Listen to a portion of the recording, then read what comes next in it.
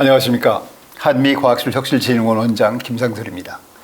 한미과학기술 협력 증진이라든가 기술 동맹 관계로 발전시키기 위해서 가장 유망한 분야 중에 하나인 원자력 분야에서 어떻게 협력을 발전시켜 나갈 것인지 이런 걸 논의하기 위해서 지난 시간에 이어서 오늘 다시 한국원자력학회 이기복 회장님을 모셨습니다. 또 바쁘신 가운데 이렇게 참석해 주셔서 감사합니다. 안녕하세요. 예, 안녕하십니까. 지난 대담회에서 다시 찾아뵌 한국원자력학회장 이기복입니다. 존경하는 김상선 원장님께서 다시 불러주셔서 대단히 영광스럽고요. 또 오늘 주제가 한미원자력 협력의 윈윈 전략에 대한 것인데 제가 아는 게가 좀 부족하지만은 나름대로 이야기를 해보도록 하겠습니다. 네, 감사합니다. 지난 시간에도 소개해드렸지만은 한국원자력학회는 아마 대표적인 대한민국 대표적인 원자력 띵크탱크입니다. 그래서 회원 수만 해도 한 6,700여 명 되고 60년대 구성이 돼서 지금 오랜 역사를 가지고 있는 그런 단체입니다. 상당히 바쁘신 분이세요, 사실은. 한국원자력연구원에서 계시면서 한국원자력진흥에 지금까지 헌신해 오셨고 지금도 계속 한국원자력 발전, 원자력 기술 발전을 위해서 노심초사하고 계시는 중인데 오늘 바쁘신 중에 와주셨습니다.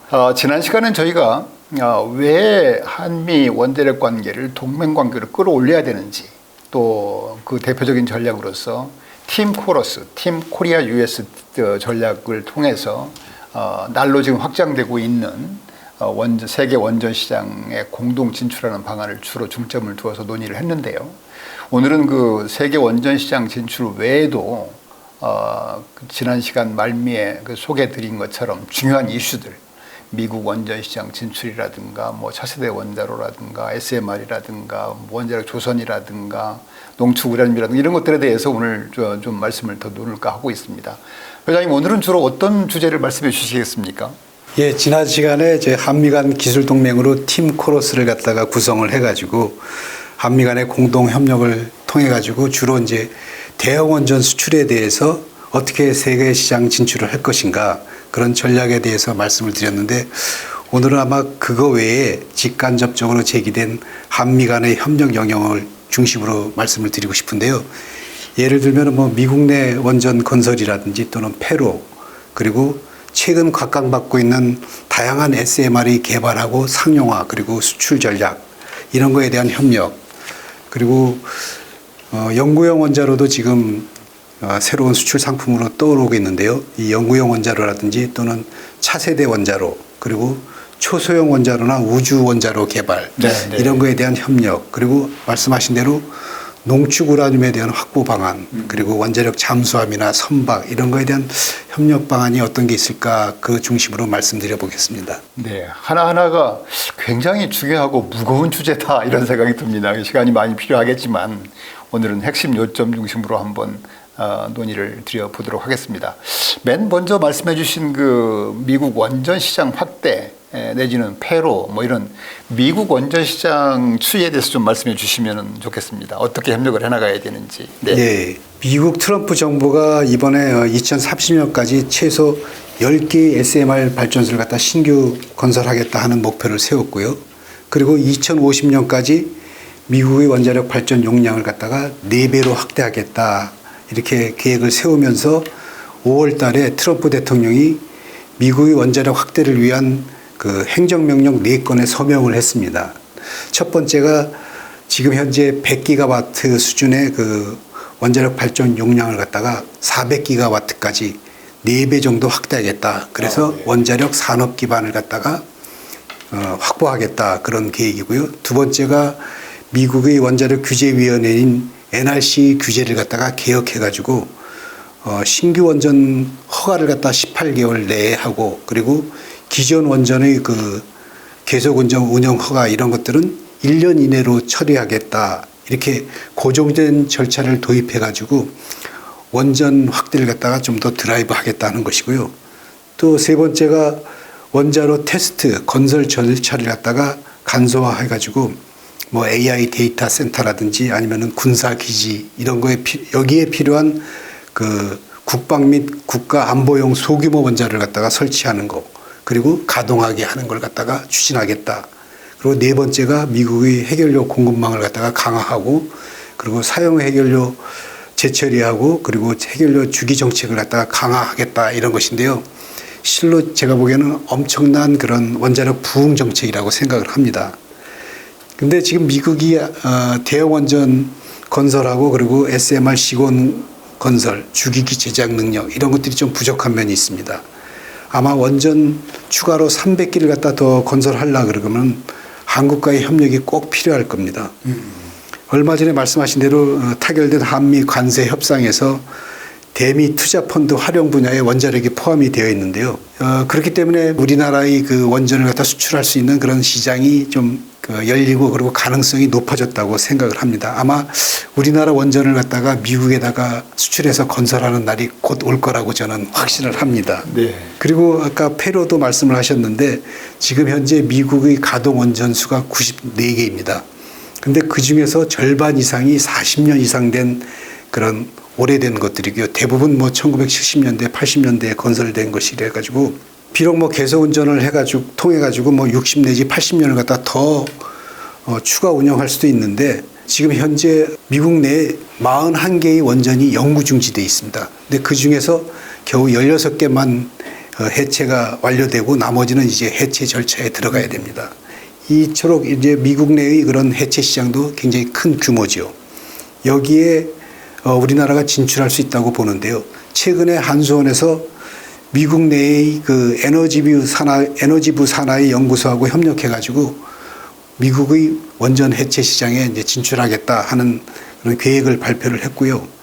그리고 지금 이런 원전 해체에 대해서 한미 간의 정부 간의 협력도 진행 중이고 민간 기업에서도 협력이 진행되고 있는데 지금 저 현대건설하고 미국 홀텍사가 제어 해체 컨소시엄을 갖다가 형성한 사례도 있고요. 또 한국원자력연구원이 미국 알곤 연구소하고 협력을 해가지고 해체 시장에 진출하겠다 이런 협력도 지금 이루어지고 있습니다. 아마 미국의 그 원전 해체 경험하고 또 규제 프로세스 그리고 우리 한국이 갖고 있는 로봇 기술이라든지 또 뭐 원격 제어 기술 또는 오염 제거 기술 그리고 방사선 폐기물 저감하는 기술 이런 것들이 결합되면은 원전 해체 시장 개척도 굉장히 용이하고 그리고 이걸 하기 위해서는 전문 인력 교육 훈련이 중요한데 여기에도 좀 활용될 수 있을 거라고 생각을 합니다. 미국뿐만 아니라 지금 세계 시장도 굉장히 커지고 있는데 국제원자력기구 IAEA에 따르면은 지금 2022년 말 기준으로 해가지고 영구 정지된 원전이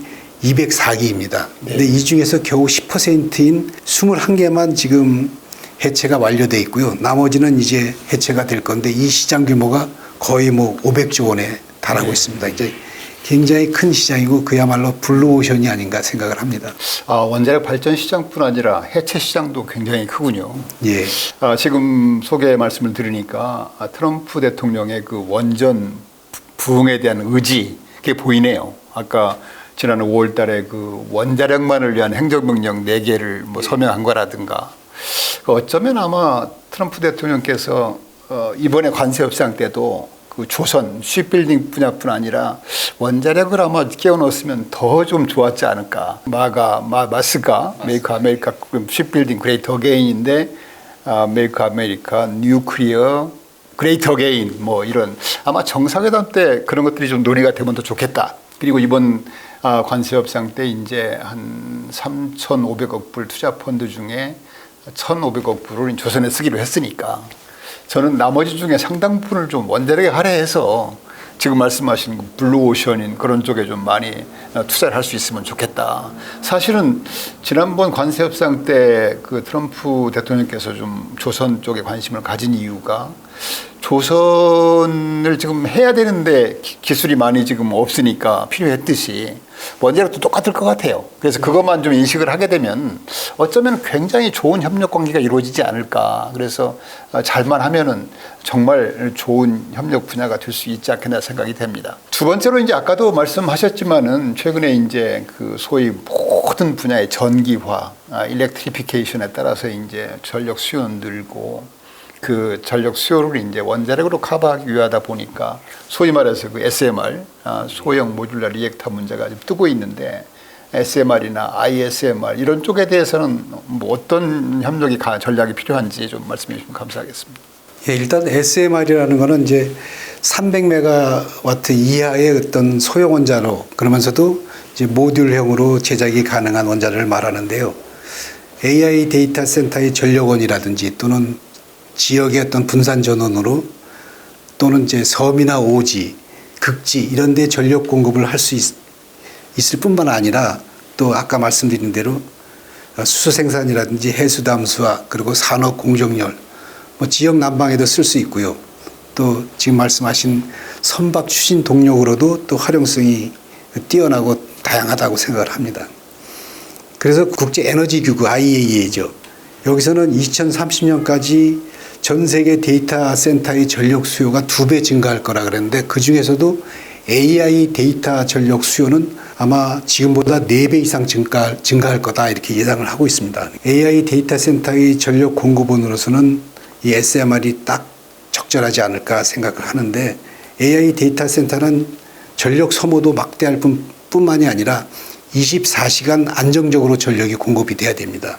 그러면서도 또 온실가스를 배출하지 않는 전력원이어야 되는데 이걸 만족시키는 전력원은 지금으로서는 이제 원자력이 유일합니다. 그래서 전 세계가 원전에 다시 또 눈을 돌리고 SMR이 주목받는 그런 이유가 있지 않을까 하는 생각이 드는데요. 지금 현재 세계 각국에서 경쟁적으로 이제 물을 갖다 냉각제로 하는 경수용 SMR 그리고 또 물이 냉각제가 아닌 그 비경수용 SMR이 개발되고 있는데 뭐 비경수용 SMR에는 소듐 냉각로라든지 또는 고온가스 냉각로, 용융용 원자로 이런 종류들이 있는데 전 세계적으로 지금 약 120개의 SMR이 개발되고 있습니다. 그 중에서도 아마 성능이 뛰어나거나 아니면은 우선적으로 먼저 상용화되는 그런 SMR이 살아남을 거라고 생각을 하는데요. 우리나라도 2012년에 스마트라는 원자로를 갖다가 개발을 해가지고 세계 최초로 설계 인가를 갖다가 받은 적이 있습니다. 그리고 지금은 이제 그 기술을 바탕으로 해가지고 혁신형 SMR, ISMR이라는 걸 개발하고 있는데 ISMR 사업단이 발족이 돼가지고 지금 2028년까지 표준 설계 인가를 받고 그리고 2033년쯤에는 상용화를 해가지고 세계 시장에 진출하자 이런 목표로 지금 사업을 추진하고 있습니다. 11차 전력 수급 계획에 SMR 한 기를 건설한다는 계획이 포함되어 있는데 아마 이 SMR 한 기가 건설이 되면은 그걸 바탕으로 해가지고 세계 시장 진출이 좀 용이해지지 않을까 생각을 합니다. ISMR에 대해서 조금만 설명을 드리자면은 ISMR은 일체형으로 되어 있습니다. 주기기가 전부 다 한 몸에 들어가 있고요. 그리고 피동 안전 계통이라 그래가지고 전력 공급이 없어도 그냥 스스로 그 계통이 움직이게 가동되게 하는 그런 최신 기술이 적용되어 있고 사고가 발생하더라도 외부의 전원이 없어도 스스로 자연 대류라든지 아니면 중력에 의해 가지고 냉각수가 자동으로 이제 유입이 돼 가지고 원자를 갖다가 안전하게 정지할 수 있고 그리고 냉각을 진행할 수 있도록 그렇게 되어 있습니다. 그래서 대형 원전보다 안전성이 대략 한 1000배 정도 더 안전하다 이렇게 얘기를 하고 있습니다. 지금 현재 주요 원전 강국들이 전부 다 SMR을 갖다가 개발을 하고 있는데 이런 개발과 실증을 위해 가지고 각 나라가 법적 그리고 제도적 지원을 갖다가 이미 하고 있습니다. 우리나라도 그런 법적 제도적 지원이 필요한데 지금 국회에 SMR 지원 특별법이 발의가 되어 있습니다. 황정아 의원 그리고 최영도 의원 그리고 허성무 의원이 각기 다른 당에서 이제 발의를 했는데 제 생각에는 이 세 가지 법률 제안을 갖다 좀 절충을 해가지고 좀 적절한 특별법이 통합된 특별법이 제정이 돼가지고 SMR 개발과 실용화를 갖다 좀 더 촉진하면은 우리나라도 더 빠르게 세계 원전 시장, SMR 시장에 진출할 수 있을 거라고 생각을 합니다. 그리고 미국에 대해서 조금 한 번 더 말씀드리면은 지금 이제 미국 에너지부에서 미래 원자력 전략 보고서를 갖다가 발간을 했는데 여기에 따르면은 2035년까지 미국 신규 원전 발전량의 30%가 SMR로 대체될 거라고 전망을 하고 있습니다. 근데 미국은 지금 이제 뭐 SMR 기기 제작이라든지 건설 능력이 아직 좀 부족한 편인데요. 그것 때문에 이제 미국이 지금 우리나라의 기업들하고 손을 잡고 협력을 하고 있습니다. 네. 예, 가령 예를 들면은 이제 미국의 그 뉴스케일 파워가 두산 에너빌리티에다가 원자로 SMR 용기를 갖다가 제작을 의뢰를 했고요. 그리고 엑스에너지 같은 경우에는 두산과 DLENC가 이제 투자도 하고 그리고 공동 사업도 추진하고 있습니다. 현대건설은 홀텍하고 협력을 하고 있고요. 그리고 SK그룹은 빌 게이츠가 세운 그 테라파워사에다가 투자를 하고 있습니다. 네. SMR 쪽에 뭐 세계 치열한 경쟁이 있네요. 예. 정신 바짝 차리고 해야 우리가 좀 되지 않을까 생각이 드는데 제 기억으로는 아마 뭐 7월 달인가 회장님께서도 프레스센터에서 SMR 특별법 제정 촉구 말씀하신 것 같습니다. 그래서 제 생각에는 그 원자력 분야가 대표적으로 여야가 없는 초당적인 지원이 필요한 분야라고 생각이 되는데 여전히 조금 안전성 우려라든가 여러 작은 목소리들이 있는 것 같아요. 근데 그런 것들은 어느 사회나 있는 거기 때문에 뭐 회장님도 힘드시겠지만은 인내심을 가지고 계속 소통하고 설득하면서 빠른 시간 내에 국회에서도 좀 초당적으로 지원을 해서 세계 경쟁에 좀 처지지 않았으면 좋겠다는 바람입니다. 다음으로 이제 말씀드리고 싶은 사항들이 그 우리나라가 연구용 원자로도 굉장히 많은 성과를 보이고 있다고 알고 있습니다. 그래서 연구용 원자로라든가 차세대 원자로 이런 쪽에서는 또 우리가 어떤 전략 또 어떤 현황인지 좀 말씀 주시면 감사하겠습니다. 올해 4월 달에 기쁜 소식이 들려왔었는데요. 4월 달에 미국 미주리대의 그 차세대 연구용 원자로 설계 사업을 갖다 우리가 수주를 했습니다. 이것도 여러 나라가 경쟁을 해가지고 우리나라가 이제 수주에 성공한 건데요. 원자력의 종주국이라고 할 수 있는 미국에다가 이제 연구로를 수출한 정말 획기적인 일이죠.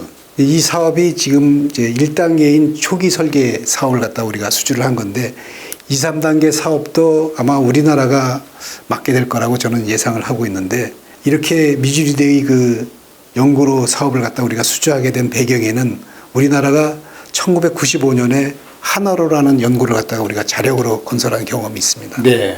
그리고 또 2009년에 요르단 연구를 갖다가 저희들이 설계하고 건설하는 사업을 갖다 수주를 했었고요. 방글라데시 연구로라든지 또는 네덜란드의 델프트 공대의 연구로 그리고 말레이시아의 소형 연구로 관련 사업도 우리나라가 이미 수주한 경험이 있습니다. 연구로 이런 시장도 굉장히 큰데 현재 54개국에서 227기를 갖다가 7기 연구를 갖다 운영하고 있는데 이 중에서 70%가 건설된 지 40년 이상 된 노후된 연구로입니다. 그래서 이 노후된 연구를 갖다 대체할 수 있는 신규 연구로 건설 사업도 크거니와 지금은 또 방사선 의약품 생산에 필요한 동위원소 수요가 굉장히 늘고 있습니다. 그래서 신규 방사선 동위원소 생산용 연구로를 갖다 건설하려는 그런 수요도 늘고 있어가지고 연구로 수출도 아마 한미 간에 좋은 그런 협력 대상이 되지 않을까 생각을 합니다.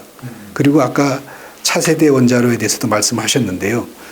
SMR 중에서도 비경수용 원자로인 제4세대 원전, 우리가 흔히 뭐 젠포 원자로 또는 차세대 원자로라고 하는데 여기에는 이제 소듐 냉각 고속로, 용융염 원자로, 고온가스로가 있는데 이거에 대한 우리 협력도 현재 이루어지고 있고 또 앞으로는 좀 더 강화해야 되지 않을까 생각을 합니다. 그래서 테라파워사에서 개발 중인 게 지금 소듐 냉각 고속로인 나트륨 원자로가 있는데 여기에 이미 SK그룹이 투자를 하고 있고요. 그리고 HD 한국해양조선이 그 테라파워사하고 기술 교류를 계속하고 있습니다. 그거 외에도 또 뭐 우주 원자로라든지 또는 초소형 원자로라든지 여기에 있어서도 우리 한국이 뭐 연구뿐만이 아니라 뭐 장비 부품 제작 참여에도 같이 할 수 있기 때문에 이런 거에 대한 기술 공동체를 갖다 구성해 가지고 한미가 서로 윈윈할 수 있는 전략을 마련하는 것도 좀 좋은 방안이 될 거다 이렇게 생각을 합니다. 네. 참 감개무량하시겠어요. 아까 미국의 미주리 대학교의 연구용 원자로 수출한 것 같은 거는 돌이켜 보면은 1959년인가요? 우리 태릉의 트리거 마크 3 처음에 연구용 원자로 그러니까 이제 지원 받아서 시작했는데 이제 66년 만에 이제 종주국에 지금 역수출하는 거니까 정말 대한민국 원자력이 참 대단한 것 같아요. 제가 주미 한국 대사관에 근무할 때 미국 에너지성에 이제 방문을 해보면은 그분들이 굉장히 부러워하는 것 중에 하나가 한국이 그 전주기 풀사이클에 대해서 기술력을 가지고 있는 나라로 인정을 하면서 같이 좀 협력할 수 있는 분야가 뭔지 그걸 원하는 모습을 보면서 제가 굉장히 뿌듯했거든요. 그러니까 지금 오늘 또 회장님 말씀 들으니까 정말 4세대 원자로, 원자로, 무슨 뭐 연구용 원자로, SMR 모든 분야에서 이렇게 세계에서 앞단에 와 있는 걸 보니까 정말 자긍심이 들고 그동안에 원자력계에서 오늘이 있기까지 노력하신 분들의 그 헌신과 노고에 대해서 정말 박수를 보내고 싶습니다. 고맙습니다. 네, 그다음에 이제 또 아까 좀 모두에 말씀하신 것 중에 그 농축우라는 문제인데요. 지금 뭐 아시다시피 지금 전 세계 농축우라는 수입에 우리나라가 지금 한 30%를 러시아에 의존하고 있고 또 미국도 한 20% 정도를 러시아에 의존하고 있다고 하기 때문에 어떻게 보면 이제 중국이나 러시아가 이 농축우라는 우라늄 연료에 대해서 소위 목리를 부리면은 세계 아까 440여 개 원전이 잘못하면 큰 문제가 생길 수도 있고 그래서 농축우라늄의 어떤 뭐 국산화라든가 그 개발 문제도 굉장히 중요해 보이는데 이런 문제는 어떻게 보십니까? 농축우라늄 문제가 사실은 이제 심각하게 다가오고 있습니다. 지금 우리나라가 원전을 가동하기 위해서는 핵연료가 필수적인데 이거의 대부분을 갖다가 우리나라는 해외에 의존하고 있고 특히 농축우라늄에 대해서는 우리가 자체 역량이 하나도 없습니다. 그래서 전부 다 해외에 의존할 수밖에 없는데 지금 현재 세계 농축 시장의 한 45%를 러시아가 차지하고 있습니다. 근데 러시아가 지금 우크라이나 전쟁 이후로 제재 대상이 돼가지고 미국도 그렇거니와 미국과 그 동맹 관계에 있는 또는 협력 관계에 있는 여러 나라들이 지금 러시아로부터 그 우라늄 수입을 갖다가 거의 금지당하고 있습니다. 그래서 지금 국제 농축 시장, 우라늄 시장 등 시장이 굉장히 심각한 그런 공급 불안에 쌓여 있는데 농축 서비스 가격이 2년 만에 약 3배 정도 올랐습니다. 네. 급등을 했습니다. 이와 같이 이제 농축 우라늄의 확보가 불확실해졌는데 우리나라처럼 이렇게 자립 역량이 없는 나라는 뭐 원전 운영이라든지 앞으로 수출도 여러 개가 있을 텐데 그런 수출에 있어서 큰 위기를 맞을 수밖에 없습니다. 더 큰 문제는 또 앞으로 도래할 원자력 르네상스 시대에 우리가 핵심 기술에서 소외되고 수출에서도 굉장히 불리하다는 그런 면이 있다는 겁니다. 왜냐하면은 지금 전 세계가 대형 원전뿐만이 아니라 소형 모듈 원자로 또는 뭐 연구로 이런 것도 다양한 원자로를 갖다 개발하고 있는데 여기에는 지금 일반 농축 연료보다도 더 높은 농축도를 가진 고밀도 저농축 연료, 소위 이제 한류 연료라고 하는데요. 이거를 필요로 합니다. 근데 이 새로운 핵연료 수요에 우리가 제대로 대응하지 못하면은 뭐 차세대 원자로 개발하는 경쟁에서도 밀릴 수밖에 없고 그리고 원전 수출에서도 경쟁력을 상실할 수밖에 없습니다. 이제 현재 미국하고 유럽은 러시아 프리 핵연료 공급망을 갖다 구축하자. 그래가지고 아마 수십억 달러 규모의 그런 투자를 집행 중에 있는데 지난 2023년에는 우리나라를 제외하고 미국, 캐나다, 프랑스, 일본, 영국이 삿포로 5라는 그런 핵연료 공급망 전력 협력 그룹을 갖다 출범을 했습니다. 이게 뭐냐면은 러시아에 대한 그런 핵연료 의존을 갖다가 축소하고 그리고 안전하고 회복력 있는 그런 핵연료 공급망을 갖다 구축하자 그런 목표로 요 5개국이 서로 공동 협력하고 투자를 하자 이런 겁니다. 근데 우리나라는 여기에서 제외되어 있습니다. 그래서 우리나라도 핵연료 공급의 자립 방안을 갖다 확보를 해야 됩니다. 한국이 한류 공급망을 갖다가 어떻게 구축해야 하는지 또는 러시아하고 중국 외에 또 다른 이 핵연료 공급부를 갖다가 어떻게 확보할지 그리고 필요하면은 농축 시설, 농축 기술 이런 것들을 갖다가 핵 비확산 체제하에서 어떻게 확보할 수 있는지 이거를 좀 고민해야 될 거라고 생각을 합니다.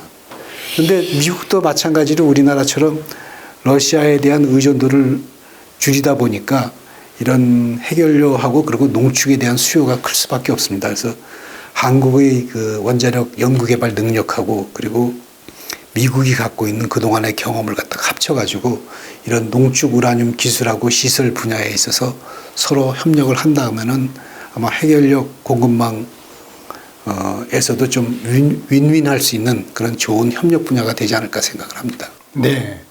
어떻게 보면 굉장히 중요한 분야 같아요. 이게 물론 핵 비확산 문제라든가 좀 예민한 이슈이긴 합니다만은 미국도 절박한 문제고 저희도 절박한 문제이기 때문에 어렵더라도 우리 한미 기술 동맹, 한미 원자력 동맹이라는 측면에서 미국을 설득해서 조금 신뢰를 높이면서 농축 우라늄을 개발할 수 있는 그런 여건이 되면 참 좋겠다 생각이 됩니다. 이런 문제들에 대해서는 그냥 어려운 이슈이긴 합니다만은 목표 의식을 가지고 특히 최근에 이제 뭐 한미 기술 동맹이라든가 원자력 동맹 이런 무드가 이루어져 있을 때 저는 뭐 원자력계가 힘을 모아서 꼭 그 관철을 해야 되는 이슈라고 생각이 됩니다.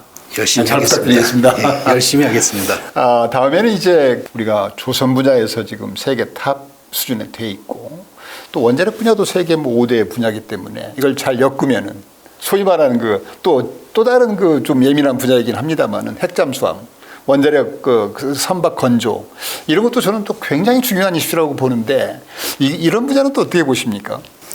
예, 저도 김 원장님하고 동감을 합니다. 예, 우리나라의 이제 선박 기술이 굉장히 우수한데 이 기술하고 또 원자력 기술이 결합을 한다 그러면은 뭐 원자력 추진 대형 선박이라든지 뭐 잠수함 아니면 쉐빙선이나 상선 이런 것들도 개발을 할 수 있기 때문에 굉장히 좋은 협력 분야라고 생각을 하는데요. 특히 미국이 우리나라의 조선 사업을 갖다가 전략적 자산으로 평가를 하고 있습니다. 뭐 미 해군의 군함이라든지 보조함이 부족한데 이 문제를 해결하기 위해서 우리나라의 그 조선 건조 기술하고 시설을 활용하겠다 하는 방안을 갖다가 지금 검토하고 있는데 아까 뭐 관세 협상에서 조선도 그 협력 분야 중에 들어가 있는데요. 그래서 미국이 우리나라 조선 산업에 대한 무역 압박에서 이제 그 미국의 보호무역 대상에서 제외를 한 거죠. 우리나라의 그 조선 산업을 갖다가요. 그렇죠. 예. 그래서 우리나라의 조선 산업을 갖다가 미국은 이제 뭐 어떤 단순한 상업적인 그런 협력 파트너가 아니라 어떻게 보면은 국가 안보 역할을 갖다 수행하는 이제 동맹 산업으로 이제 여기고 있는데요.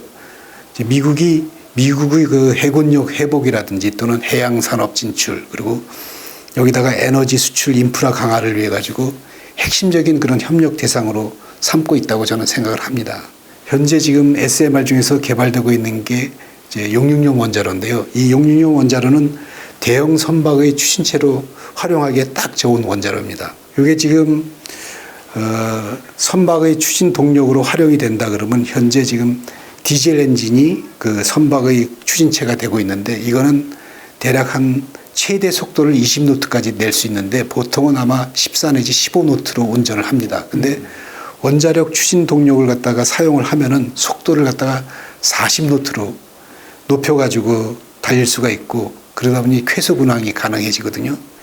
지금 수에즈 운하나 파나마 운하를 해가지고 뭐 운송 기간을 단축하려고 노력하고 있는데 그럴 필요가 없습니다.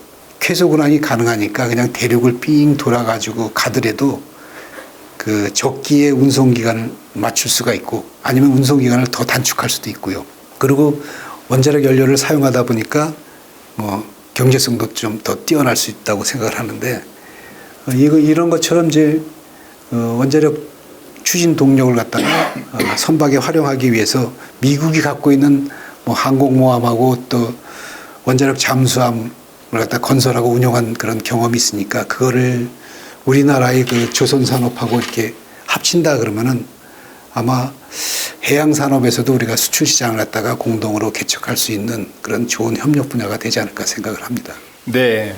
뭐 지금까지 말씀해 주신 거 들어보면은 하나하나가 정말 어느 거가 더 중요하지 않다 할 수 없을 정도로 다 중요한 이슈 같은데 이런 것들을 이제 어려운 이슈이긴 합니다만은 최근에 이제 한미 간의 협력 이런 분위기를 물 들어올 때 노져든다고 하잖아요. 이럴 때 이 기회를 활용해서 기어이 한미 간의 협력 단계로 끌어올려야 될 것 같은데 이걸 위해서는 아마 정부 간의 어떤 이런 지원도 필요할 것 같고 연구기관 간 또 기업 간 협력이 필요할 것 같은데 어떤 그런 좀 여건 조성이랄까 그런 게 필요하다고 보시는지요? 예, 한미 원자력 협력을 갖다 확대하기 위해서는 뭐 정부 간의 협력도 중요하지만은 산학연의 어떤 네트워크를 갖다 전략적으로 좀 강화할 필요가 있다고 생각을 하고요.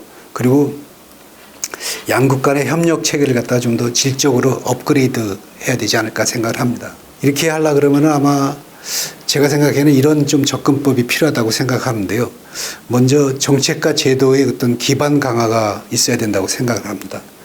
구체적으로 말씀드리면은 지금 한미 원자력 협정이 있는데 이걸 바탕으로 해가지고 뭐 협력 회의라든지 이런 걸 갖다가 좀 정례화하고 그리고 이제 수출 통제 그리고 규제 장벽 제거를 위해 가지고 양국 정부 간의 어떤 규제 조율 채널을 갖다 마련해 가지고 우리가 기술 협력을 하면서 발생할 수 있는 그런 법적 또는 행정적인 장애를 갖다 최소화해야 될 거라고 생각을 하고요.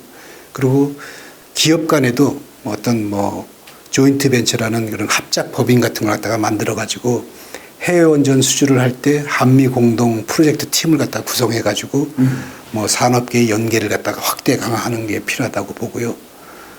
더불어서 학계 연구기관의 네트워크도 강화하고 한미 공동 원자력 패키지 모델 같은 걸 갖다가 만들어서 그걸 브랜드화하고 지금 이제 우리가 지금 구성해 놓은 코러스 팀을 갖다가 좀 더 확대를 해가지고 수출 전 과정에 대한 어떤 협업 체제를 갖다가 만들어가지고 이제 국제 시장에 공동 진출하는 거 이런 게 좀 필요하지 않을까 생각을 합니다. 그래서 또 이 모든 걸 위해 가지고는 지금 한미 원자력 기술 동맹이라는 큰 틀 속에서 한미 원자력 협정도 상호 도움이 되는 방향으로 앞으로 적절하게 좀 개정하는 게 필요하다고 보는데요. 이런 한미 원자력 협정을 갖다가 바탕으로 해가지고 지금 고위급 원자력 위원회가 지금 유명무실화돼 있는데 이것도 좀 실질적으로 좀 실무회의와 더불어 가지고 강화를 해야 될 것 같고요. 그리고 자스넥이라는 한미 원자력 공동위원회가 있는데 여기에 산학연 간 공동협력에 대한 좀 논의를 갖다 더 활발하게 진행해야 되지 않을까 생각을 합니다.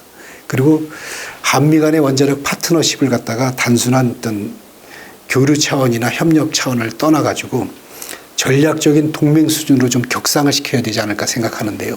여러 가지 안건이 있겠지만은 어떤 중요한 안건에 대해서는 우리가 장관급 회의라든지 아니면 더 나아가서 정상 간의 어떤 회담을 통해 가지고 이런 안건을 다루고 협력을 갖다 강화하는 방안이 필요하지 않을까 생각을 합니다. 네. 지금까지 한 2번에 걸쳐서 우리 이 회장님 모시고 한미 원자력 관계를 지난 50년간에 잘 유지되어 있는 관계를 한 단계 끌어올려서 원자력 동맹 관계로 가야 되겠다. 한미 간의 팀 코러스를 이루고해서 해외 원전 시장 진출한다든가 또 언급해 주셨던 각종 그 큰 이슈들 SMR이라든가 원자력 선박이라든가 해결료 농축이라든가 이런 분야들을 하나하나 이렇게 열매를 따 갈 수 있는 그렇게 해야 될 것 같습니다. 이런 걸 위해서는 아까 지금 언급해 주신 것처럼 우선 정부 간의 어떤 원자력 협정이라든가 공동위원회라든가 이런 걸 좀 보다 탄탄하게 좀 갖춰가고 안건에 따라서는 연구기관장님들이나 또는 장관께서 가신다든가 그만큼 중요한 이슈이기 때문에 이런 것들을 좀 추진하면 좋겠다 그런 생각이 들고요.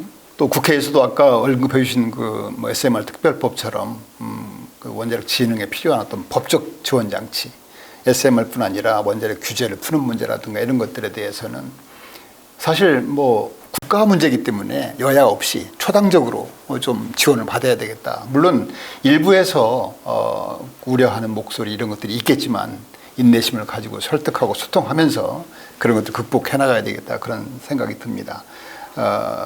특별히 이제 초당적인 지원 저는 참 좋은 것 같아요. 이 바이파티산이라는 게 어떤 것들은 치열하게 싸울 분야가 있지만은 저는 이 원전 분야, 이 세계 시장 아까 조방원이라든가 이런 측면에서 보면은 미래 대한민국의 먹거리 우리 살 길인데 이런 것들은 정말 여야 없이 힘을 합해서 지원을 해야 되는 게 아닌가.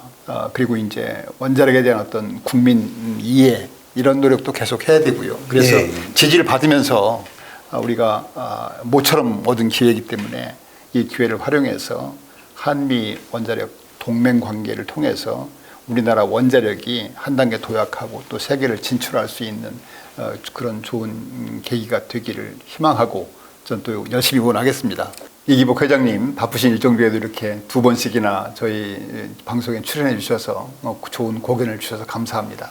아마 이런 걸 통해서 대한민국이 원자력이 한 단계 레벨업 되는데 굉장히 중요한 계기가 될 것으로 기대합니다. 저도 밖에서 열심히 응원하겠습니다. 또 다음에 또 원자력 중요한 이슈가 있으면 다시 모시도록 하겠습니다. 다시 한번 감사드립니다. 감사합니다. 불러주셔서 영광입니다.